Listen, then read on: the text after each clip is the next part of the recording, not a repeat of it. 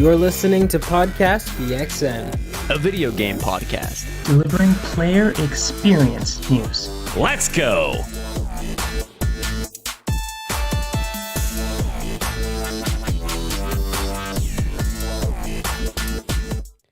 All right, cowabunga, everyone, and welcome to Hold on, I don't know. What is the usual intro? Go. I don't have my document up. Maybe I should have done that before pulling. Hey, up. I'm Christian. Welcome. You're listening to Podcast PXN.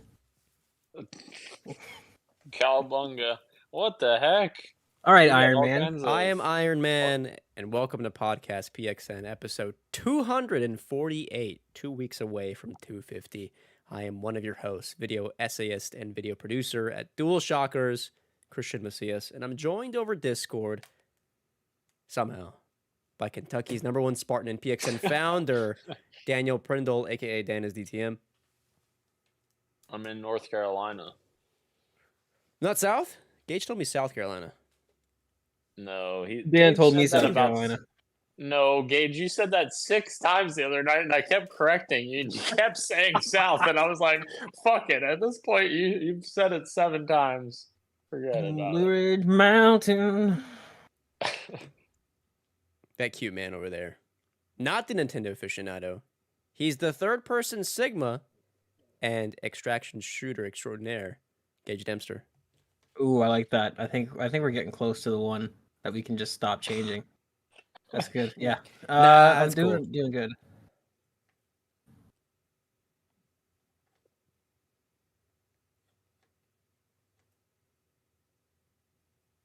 You guys like that pregnant pause?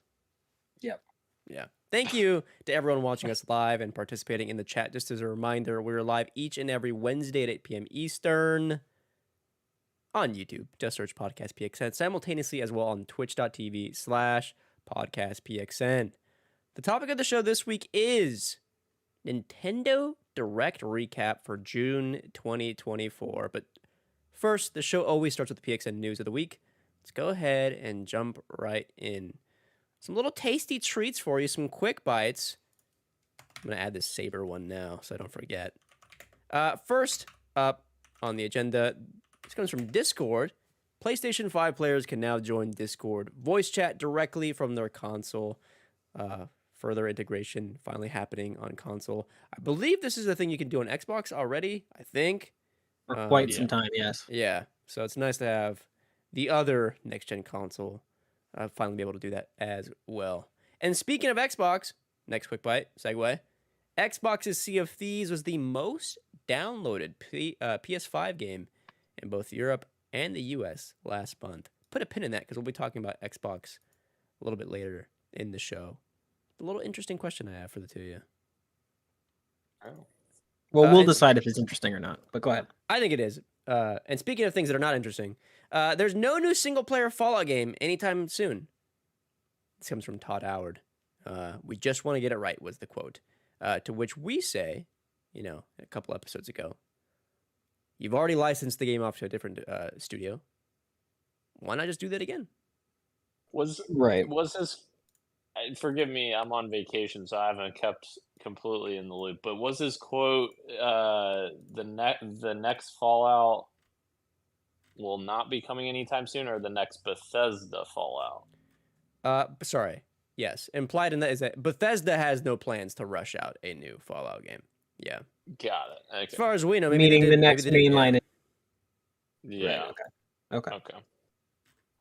Hopefully that still means we're getting Fallout 3 remaster, remake, whatever. And like we said before, Obsidian, Right.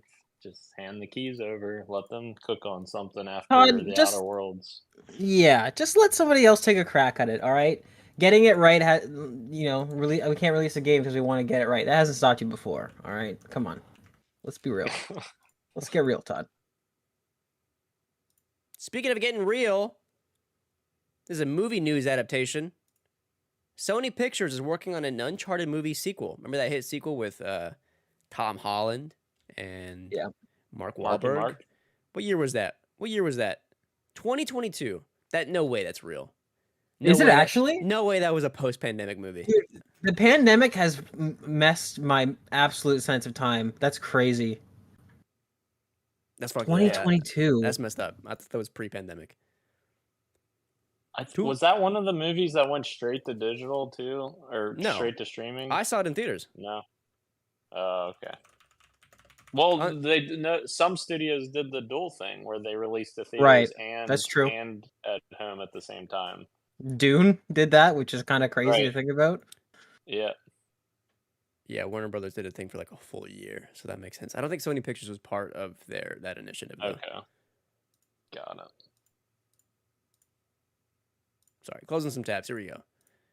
Next item: Shadow of the Erdtree is now the highest rated DLC of all time, at least on Metacritic.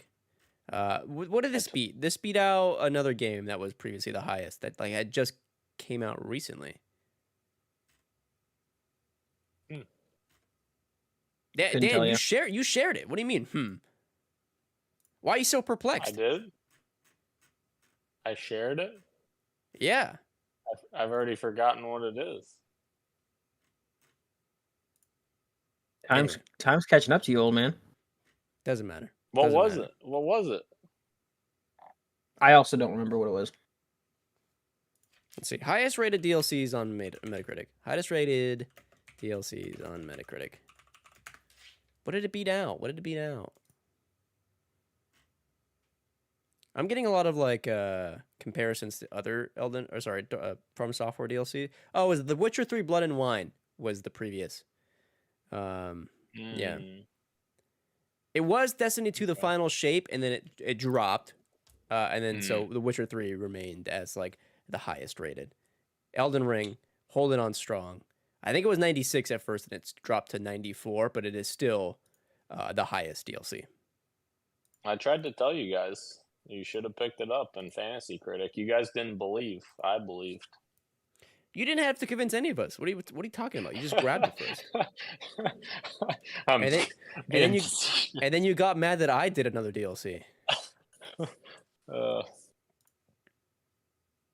Back in the pre-show, Gage mentioned Saber Interactive. He said, "You guys see this news? Saber Interactive making a Quiet Place game." Here's where we talk about this news. Saber Interactive is making a Quiet Place game called The Road Ahead. They shared a new gameplay trailer somewhere. I don't know where. And I think this was yesterday. I don't know where this dropped, but it was indeed yesterday. What else has Saber Interactive made? They made World War Z, which is probably why they were licensed to do this. Because World War Z, against all odds, very fun game. Don't know how that happened, but it was great. A lot of zombies at the same time. They're the ones making that Jurassic Park Survive game, right? Yes, that is them as well. Mm-hmm. Yep, which looks great. Insane that of all movies, A Quiet Place is getting like a universe thing. They have a prequel coming out. There's a game now. At what point do we say like, all right, enough? It's time for A Quiet Place to quiet down. Nice, good, wow. See, this is why you're my favorite. That's why you're my favorite. John Krasinski, just go away. Tell me, man. I feel like the game mechanics behind A Quiet Place game could be interesting, though. Like trying to be silent if they have like a certain system in there that like determines like how quiet you're being, and like if certain sounds are more impactful than other sounds, have wider scope of or wider range. I mean, I don't know. It'd be kind of interesting. It looked in the very brief. It looks like an in-engine trailer, but it's not gameplay, if you know what I mean, like in-engine cutscene or whatever you want to call it. It shows it actually looks very similar to the Jurassic Park game they're working on. It's first person. He's kind of crouching around, and the end of the trailer, the hook of the trailer is that he steps on some broken glass, and then that triggers the beast to come attack the person. So I think you're right, Dan, in terms of what they're looking to do with it, and I think it could be cool too. Yeah, I think there's something there. You want to trigger my beast? Oh my god. Hey, check this out, Dan. Oh no. What am I checking out? Gage, what have you been up to recently? Look at that. Look at that. None of us can hear What? him. What Yeah, happened? yeah. Admin privileges go crazy. Oh Yeah. my god. All right, let's get into news of the week. I got 2 questions for you guys, all stemming from some news that happened this week. What's going on? Why are you shaking your head? What's wrong? What's wrong, Pookie? Can anyone hear my explanation even if I try to give it anyways? That's strike 1, buddy. I'm kind of not even alluding, but I'm pulling something from topic of the show, but whatever. It's for news of the week question. There was an announcement of a Marvel vs. Capcom Fighting Collection arcade classic coming to consoles as well as PC. Notably missing in this graphic was Xbox, and we've talked about how there's been kind of a shift where like some games are just like entirely skipping Xbox. To which somebody else quote tweeted with a picture, the Xbox Series S and X has reached a critical juncture that we old-timers called the GameCube zone, where developers and publishers forego making even the most low-effort ports for multi-platform titles. In pictured here was the inclusion of LEGO Horizon Adventures, which you can make the case for as why they would skip an Xbox platform, sure. But also a notable bigger title, Black Myth Wukong, also skipping Xbox. And the quote tweet reads, "Once you enter the GameCube zone, there is no escape." Now, if you don't know what the GameCube zone is that nobody was fucking making games for that console at that time. I had a GameCube. A lot of third-party games just never made it because it was just like different to develop for. You had these weird little discs, and it just wasn't worth the hassle. So you click onto this quote tweet, and this guy Liam, he works for Did You Know Gaming, gets a lot of scoops. Somebody asked, I wonder if this is a consequence of the fact that people on Xbox have gotten so used to Game Pass.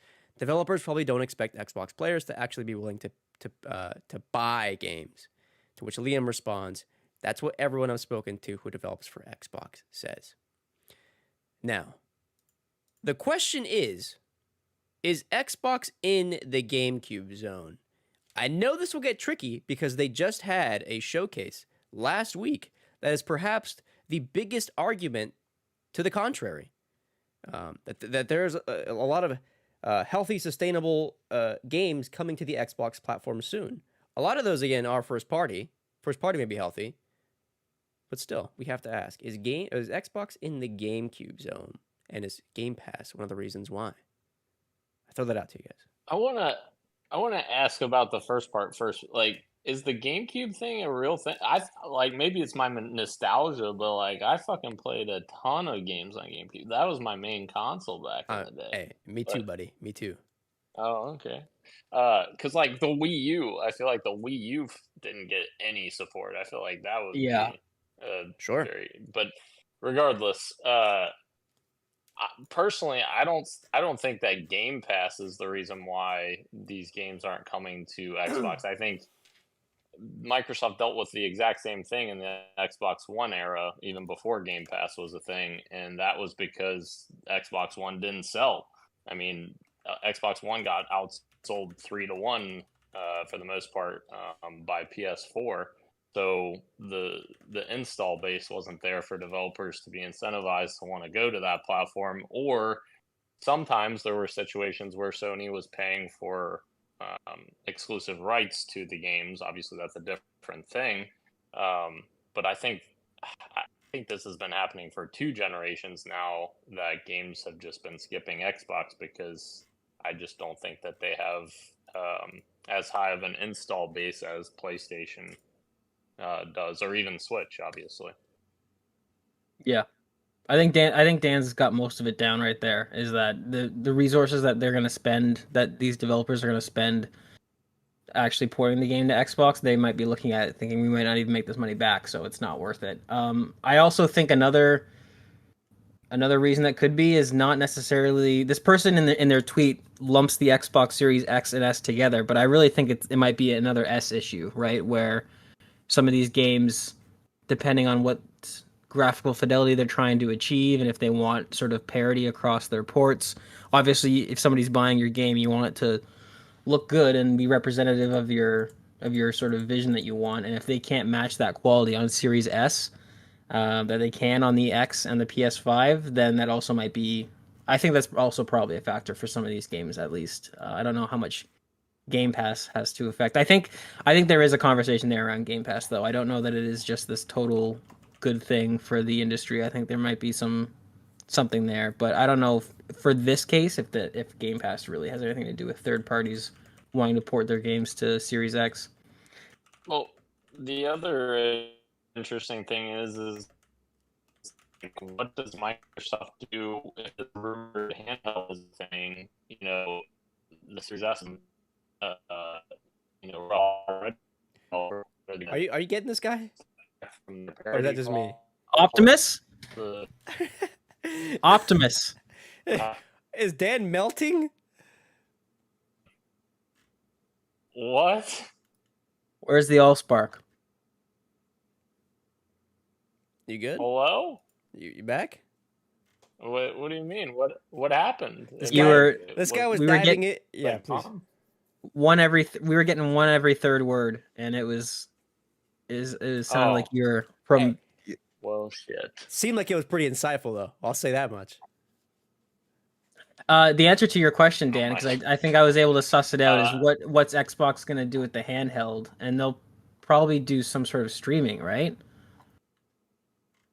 Streaming technology to make sure it.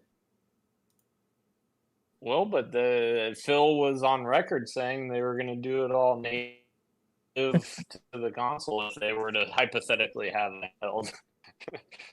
Phil's on record for saying a lot of Yeah. things. Let's just say that. Phil's on record for saying a lot of things, including great job, Tango. You're doing great. We love everything you're doing.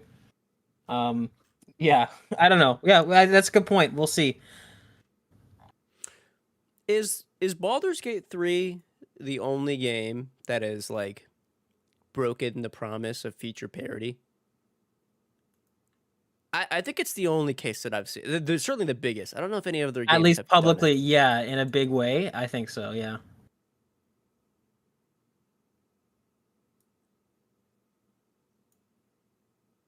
Yeah, I guess the telltale there will be if other games are having to break feature parity later down the line just to get the game on there. That would be like, I guess, a telltale sign.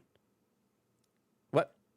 Which, to play devil's advocate, the Baldur's Gate devs actually said that when they went back and were trying to work on the Series S version, they actually found further optimizations for other platforms when they did that. I don't know if you guys remember that, but they also said that. So, like, it's kind of like a two-sided coin there. Like, you know, yes, we're losing features, but also, like, theoretically, it's helping them optimize for other platforms that are more powerful.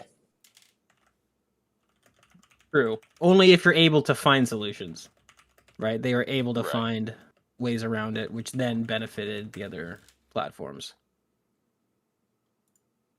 Time will tell if Xbox truly is in the GameCube zone. I have one more question here, and this is going to be pulling a little bit from what you got for me later down the line. I'm going to do a little prediction for the next gaming zeitgeist. Folks, and by folks, I mean Daniel and Gage. Do you think extraction shooters will go mainstream by 2026? I don't know if they're mainstream now. They're more popular, but I don't think they're more popular than the Battle Royale.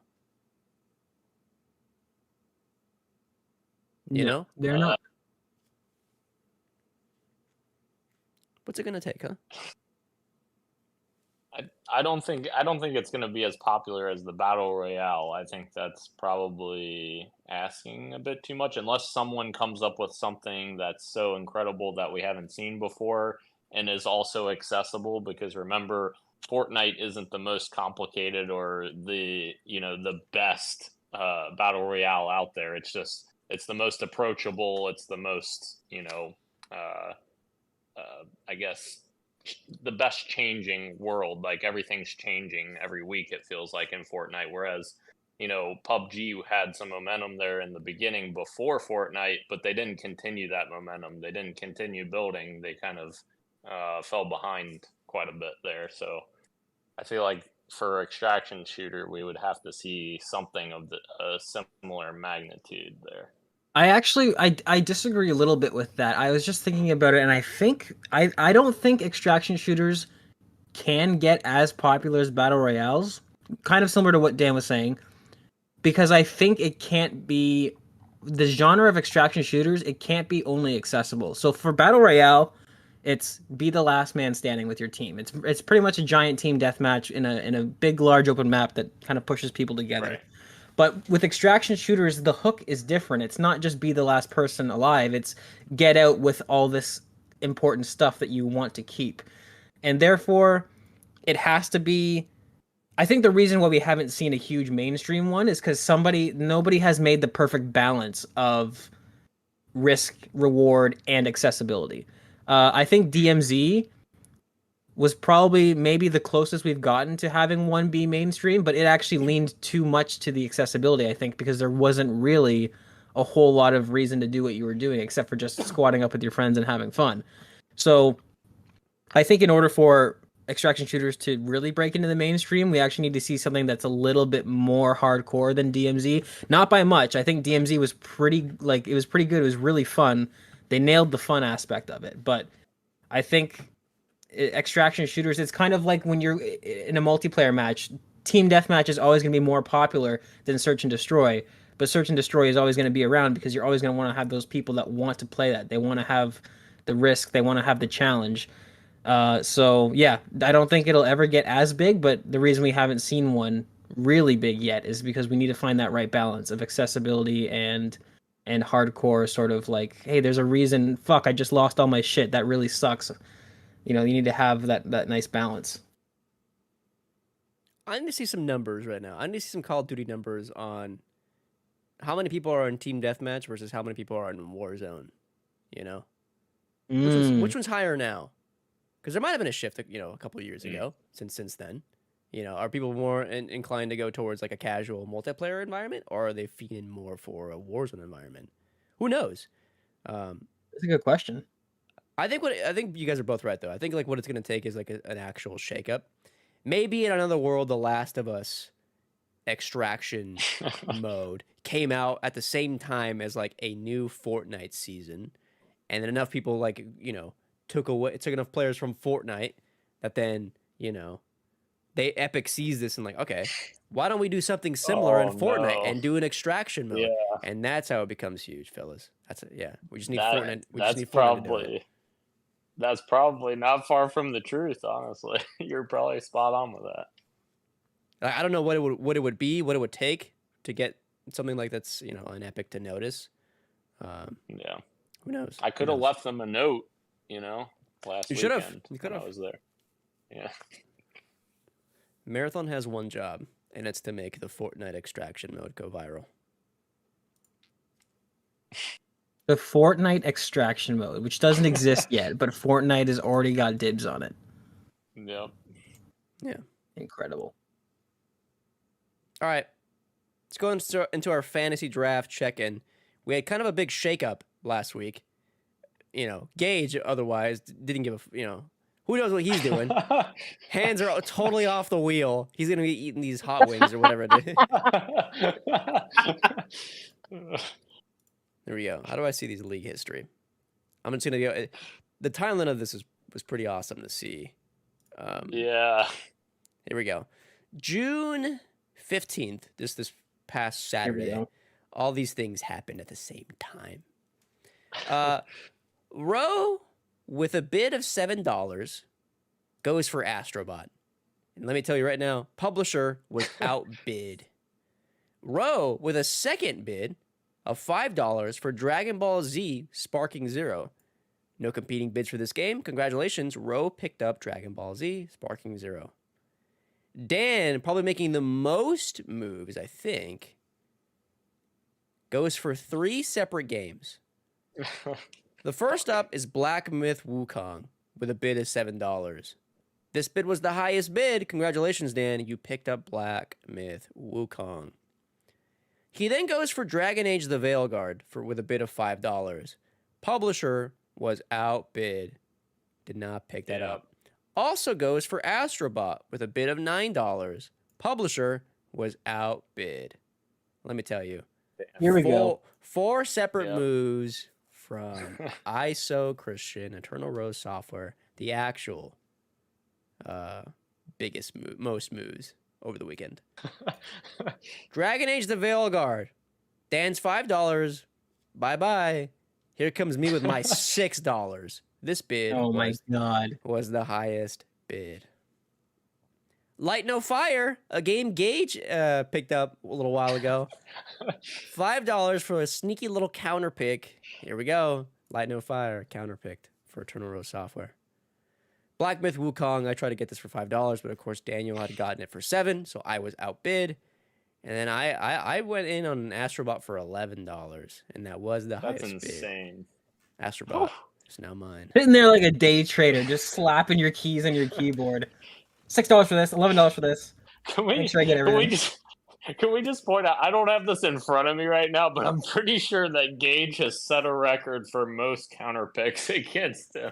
I can go check it right now. He's cut a lot. We don't have to check that. It's fine. I'm gonna go in reverse order. Daniel has one game that's been counterpicked against him that is replaced, and I think Gage picked that up. Yes, Gage has replaced as his counterpick. I have no counterpicks. Ro has no counterpicks. Gage has 1, 2, 3, 4 separate games on his list counterpicked by us.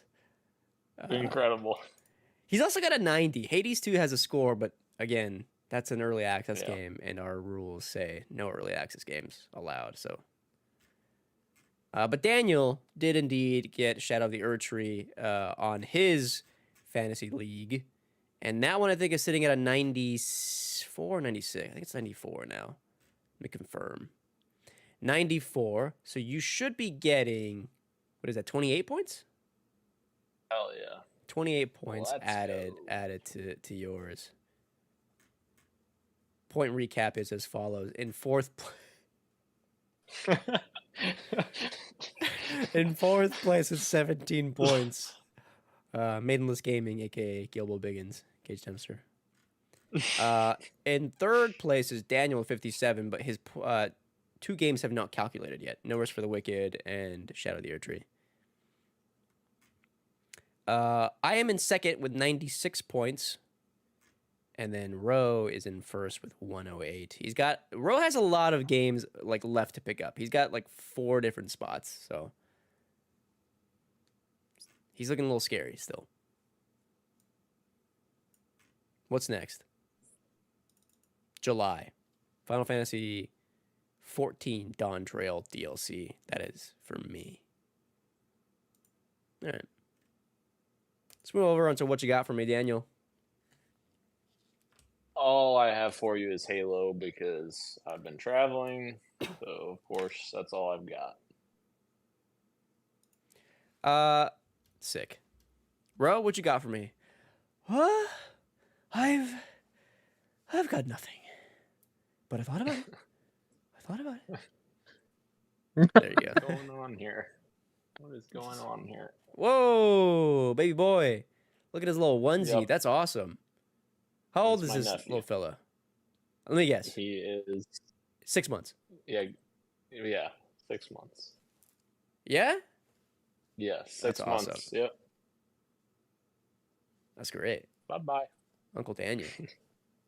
Yeah. Uncle Dan, the man. Yep.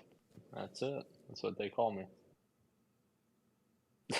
North Carolina has a beach, or is this a lake? Yeah, this is a beach, yeah. They have a ton of beaches in North Carolina. North The Carolina. whole- This isn't the North Carolina podcast. This is the PXN podcast. Yeah. This is the East Oh, Coast. it is Christian, what you got for me? Yeah, Yeah. thank you. A lot. Mr. Hour fucking show. It's a tight In 1 and out, hour. quick adventure, 1 hour. Dude, just wait how fast we're gonna go through this Nintendo Direct that none of you guys care about. Just wait. Just wait. It's true. I beat 1,000 Resist, and it is Not only one of the best games of the year, one of the best uses of the video game medium since Alan Wake 2. What a riveting sci-fi mystery that game was. That nobody will play. Play. I also picked up this bad boy. Hold on. I talked about this that I'm doing this for work and it's gonna take me a while. It's a big project, but I'll be working on this while we're in Kentucky for 250. Did not expect for this thing to be as fucking big as it is. It's this Ring Fit Adventure. Just came in today. Look at this. Oh. Little hefty boy. Wow. Yeah. We'll be getting into that later this week. Oh yeah. I also played one We're game gonna get that fit. Exactly. I also played 2 games that I want to talk about, but I actually don't want to talk about them. I'm gonna let Gage take the mic because we play together. All right. The 2 games that Christian is referring to is Escape from Tarkov, which was which one should we spend more time on? I guess Escape from Tarkov has been around the block. You know. That should annoyed me. They really You didn't have fun with know, fun with Escape from Tarkov. I didn't have fun with the monetization of the mode. I have to pay $200 to play a mode that Gage and who is playing with you? Ryan, Ryan. friend of the show, Ryan. Yeah, they were playing together, and I couldn't play with him because it cost $200 to get that mode, and that's too much. That is, I thought about it as a credit card ? But it is way too much money and not worth it. We can't even send messages or like friend requests to each other when they're in that game mode. It's like an entirely separate list, and that annoyed me. That's stupid.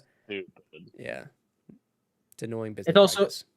It's also a great sort of like representation of how they do things there, because Ryan and I were dumbfounded to find that out, that yeah, when you switch from PvE to PvP, your friends lists are completely separate. All your messages are completely separate. It seems like just the most inefficient way to do things, but yeah, we played Tarkov. I'm totally back into it. The PvE mode, just so we're clear, I bought the edition that gets me PvE mode years ago, before all this fucking bullshit happened. So it was just a pleasant surprise to me and Ryan to get that, and we've been playing it, and it's exactly what we want to play.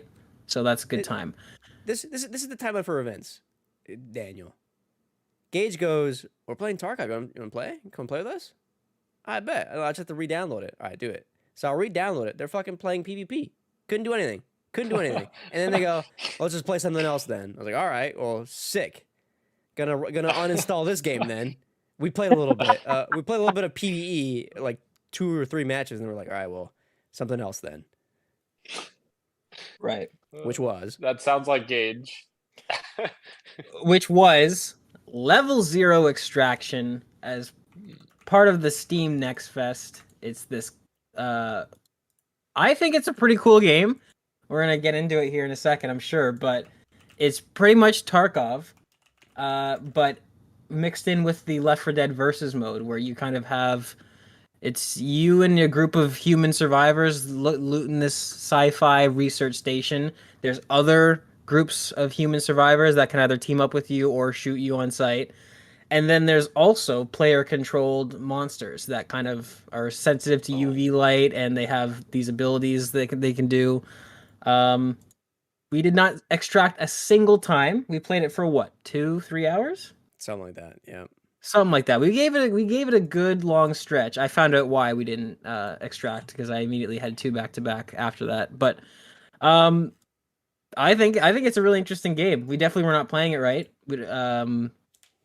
As I learned afterwards, you got to have somebody dedicated to having the directed handheld flashlight that kills the monsters almost immediately, which we never did. We were just using nail guns. Sure. The yellow handheld one. Yep. I went into a match with only that. I didn't even bring a nail gun. I just did that. I avoided humans, and anytime a monster came up to me, you flash that bad boy and they're gone. They just run away.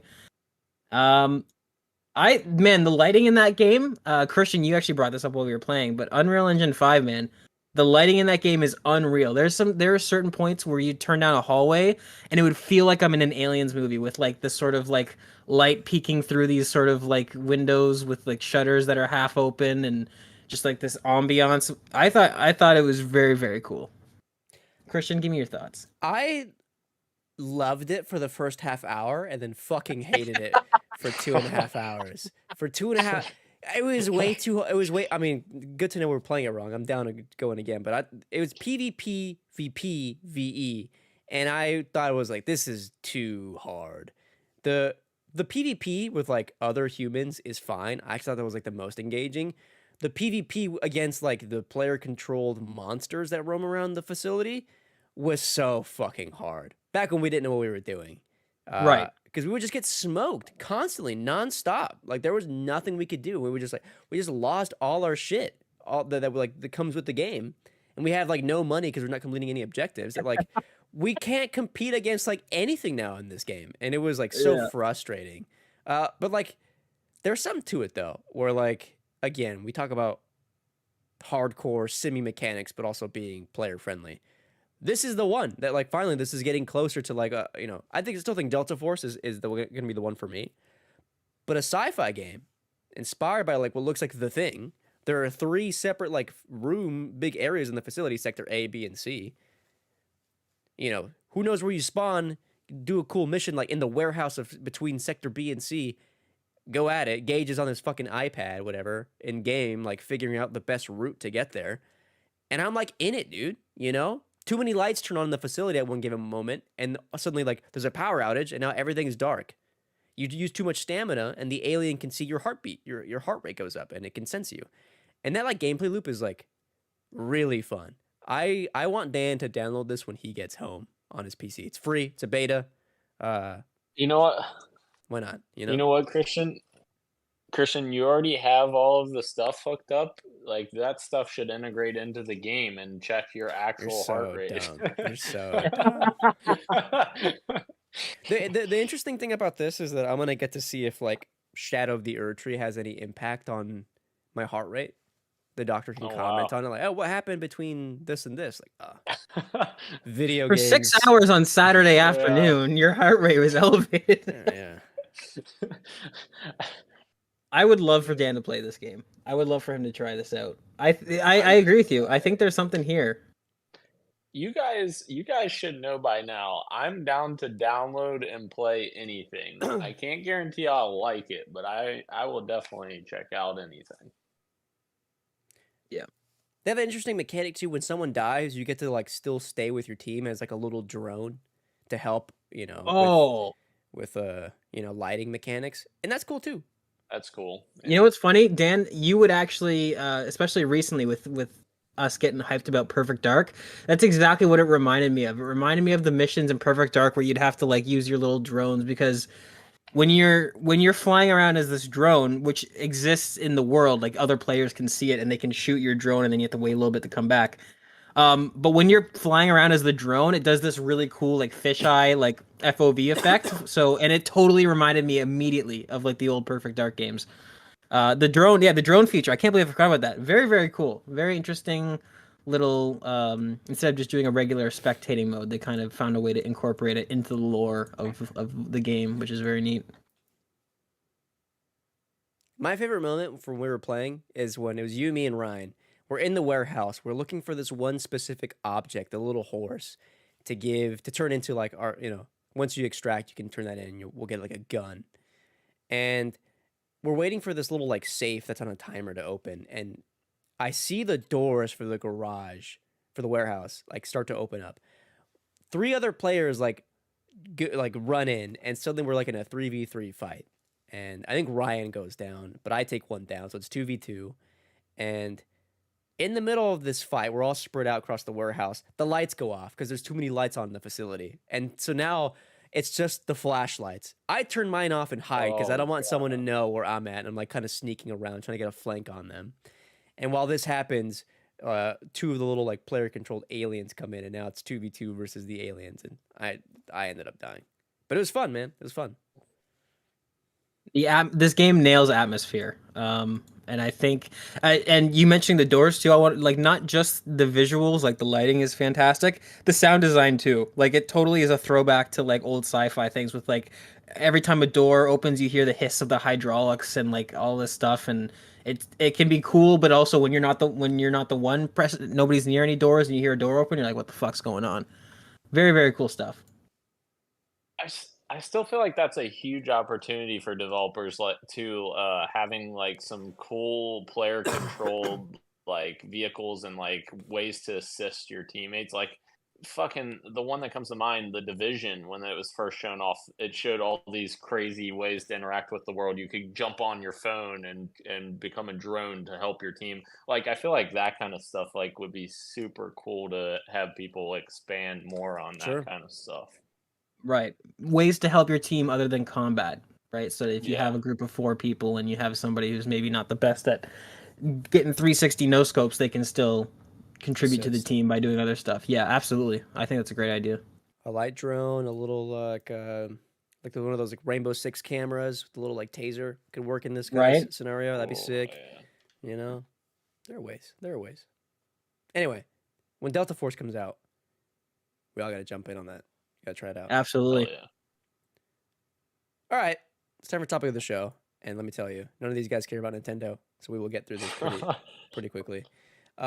Yesterday, Tuesday, 7 a.m. Pacific, 10 a.m. Eastern, the Summer Nintendo Direct hit. 40 minutes of what is to come for mostly the rest of the year on the Nintendo Switch. And let me tell you, consensus online is that this is one of the best showcases of the year so far. And that it's a testament to how Nintendo runs their business, that even in the like final few months of the next, of the Nintendo Switch's lifespan, they still have a healthy lineup of first party games coming to the console. And I couldn't agree more.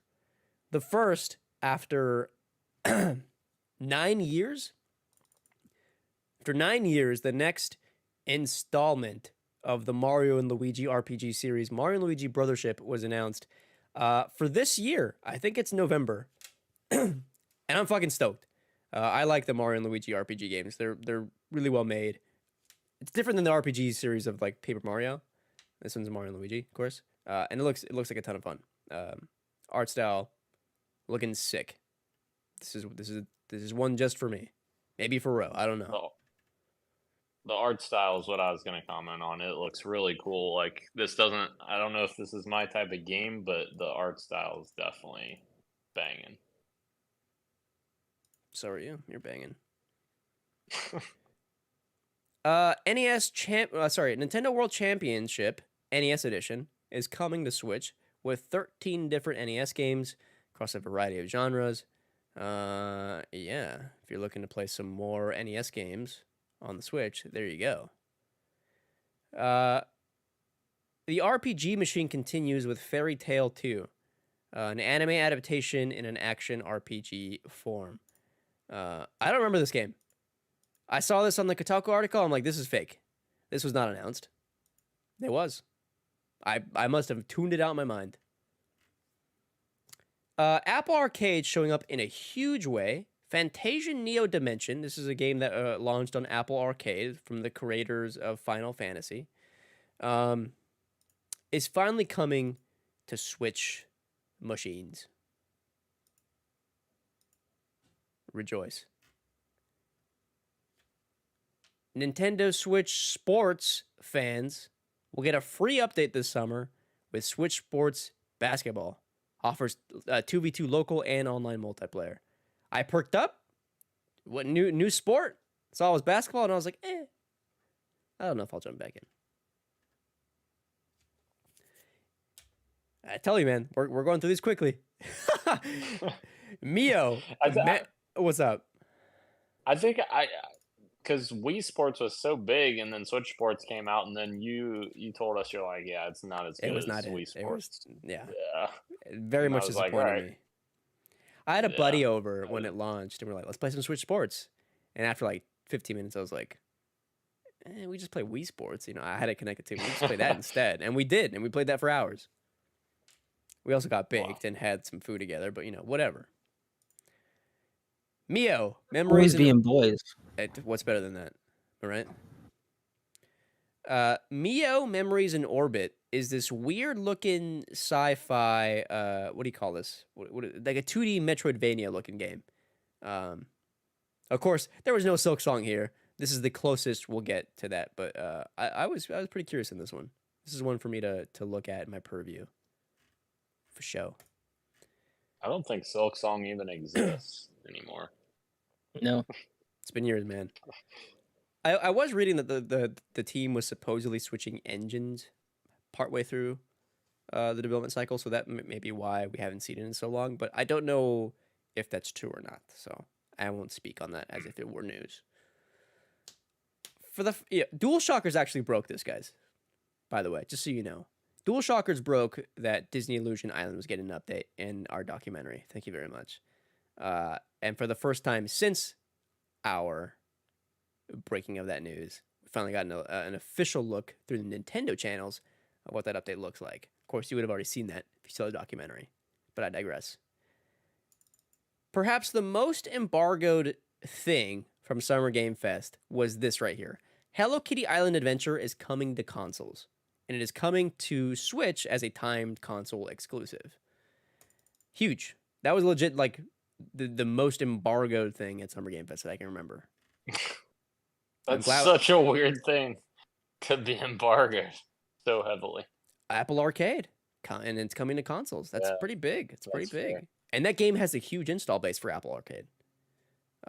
Legitimately. I digress. Looney Tunes Wacky World of Sports was announced. Let me tell you, this may look better than Nintendo Switch Sports. It's got soccer, got golf. What else is that? Basketball? Looking pretty cool. I probably won't buy it or play it. I like seeing it. Among Us is getting an update, including a new character to jazz up the wildly successful deduction formula. The update arrives later today, June 18th. That's today. What is this? Some kind of RPG cozy game? I don't know. Farmagia is coming to Nintendo Switch. Yeah, it looks like a monster farming simulator game. Decisively not for me.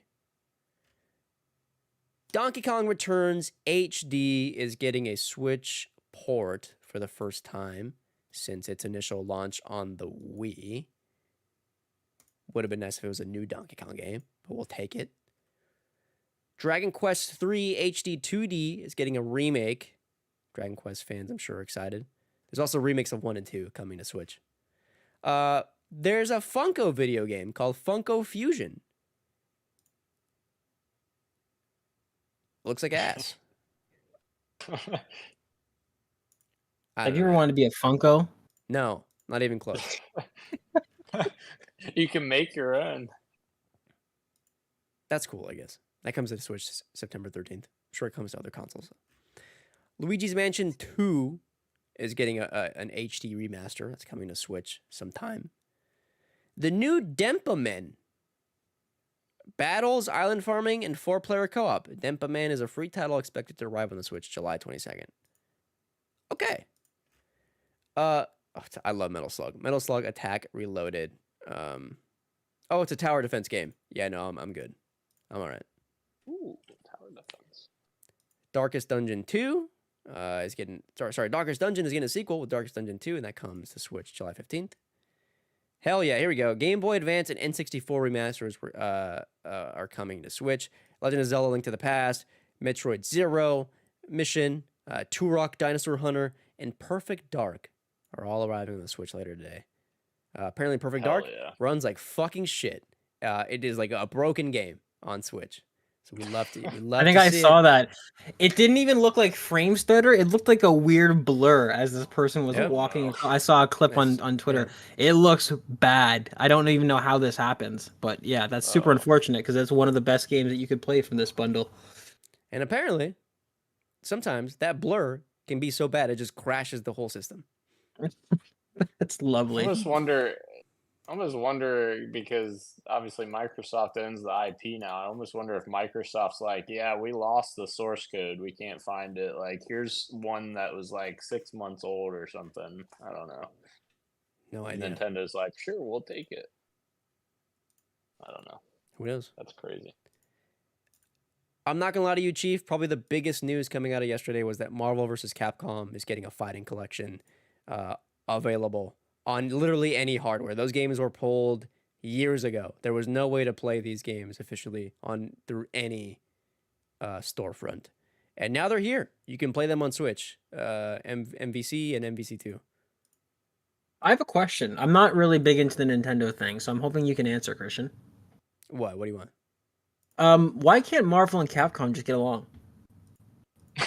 Why do they have to fight? Yeah. It's cooler this way. However, it's canon now apparently.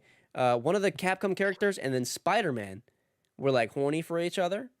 There was like a little line that would be like Spider-Man would say, "I hope Mary Jane doesn't, freak out that I'm home late tonight or whatever." And then in the updated art, they made like the two like stare all flirty at each other in the official art. So they may be the bridge, Gage. They may be the bridge. They may be the Wow. bridge. It's not DLC. It's an entirely new Mario Party coming to Switch, Super Mario Party Jamboree. I kind of perked up when I saw Mario Party to learn that it was a third Mario Party on the Switch. I'm like, I'm probably not going to buy this because no one else is going to fucking buy it. I'm going to have no one to play it with. But it kind of looks cool, man. There's some classic stages coming to it. The new stages look pretty decent. I don't know if they're linear or not, but like they're interesting. The thing that interests me the least is that some of the mini games are going to be like Joy-Con based or whatever, but whatever. You got to utilize the hardware somehow. I hope it's good. The Mario Party games from back in the day were the best ones. Yes, sir. I haven't played them in so long. I have Mario Party on Switch, the one that's like the collection of select mini games and maps. It's fun every time. Oh yeah. In a surprise twist, The Legend of Zelda is getting a brand new 2D isometric game starring not Link, but for the first time ever, Zelda. It's called Echoes of Wisdom and takes the Breath of the Wild, Tears of the Kingdom formula, but puts it into this isometric world where Zelda can use magic to copy objects and enemies into the world and use them to solve puzzles and combat however they wish. Not even Ionuma knew the exact number of things you can copy in this game because it's so many, which is pretty sick. Yeah, this looked cool as well. I don't think this is my type of game again, but definitely looks very cool. Just Dance, of course, had to show its face. Just Dance 2025 edition, showing up. Cool. Lego Horizon Adventures had another trailer coming holiday season. I thought this would be the one where we got like the release date, but it's still just set for holiday. Stray, the game about the cat, is getting an HD port. There's a Hobbit game called Tales of the Shire, or Lord of the Rings game. SEO, got to put in the word Lord of the Rings in there. I think it's like a Hobbit simulator. You're walking around, making things, decorating. Ace Attorney gets Embracer's got to make their money back. Sorry. Embracer's got to make their money back. Is what I was saying. From Lord of the Rings. Tight hour, Daniel. Tight hour. Sorry. Jesus Christ. Ace Attorney is getting a collection on... Oh, we're already past the hour mark, aren't we? Whatever. Ace Attorney is getting a collection on Switch.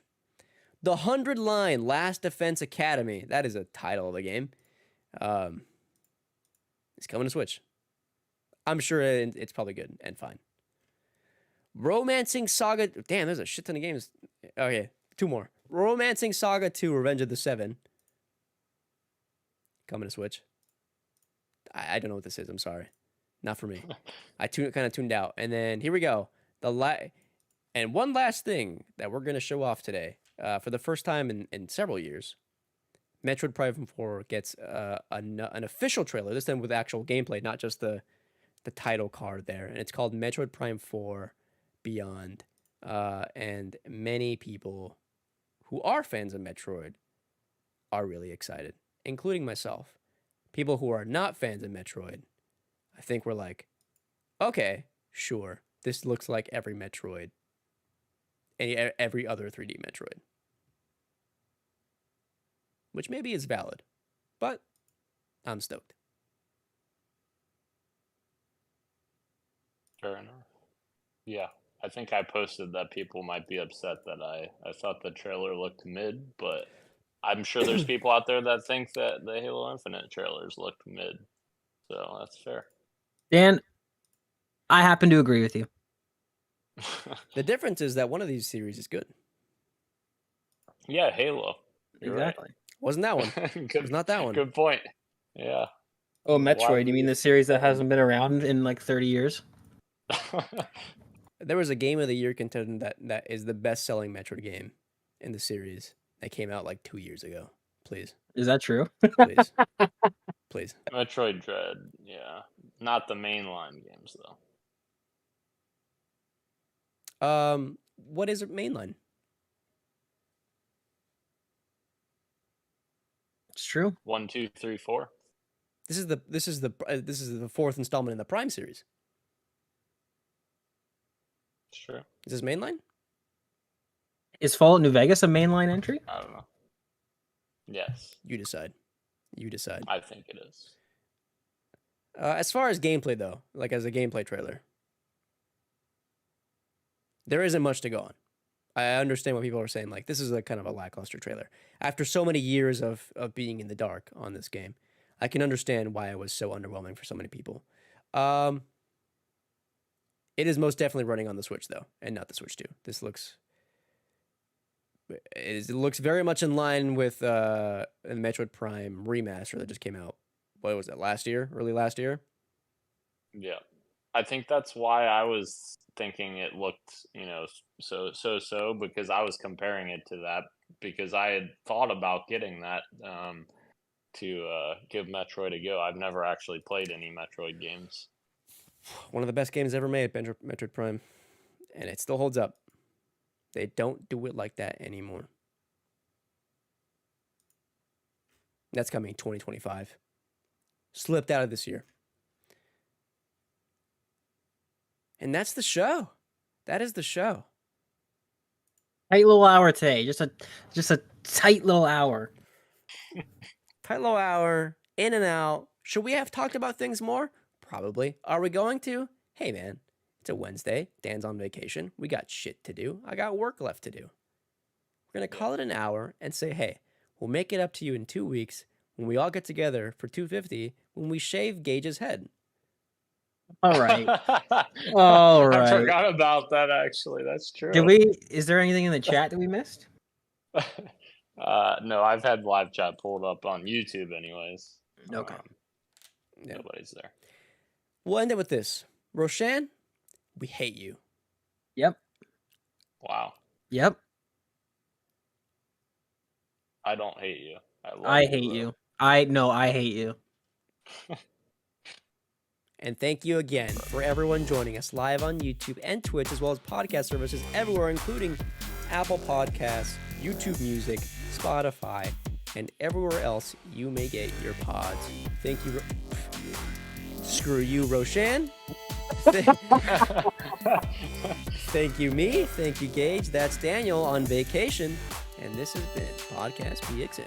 And we are out.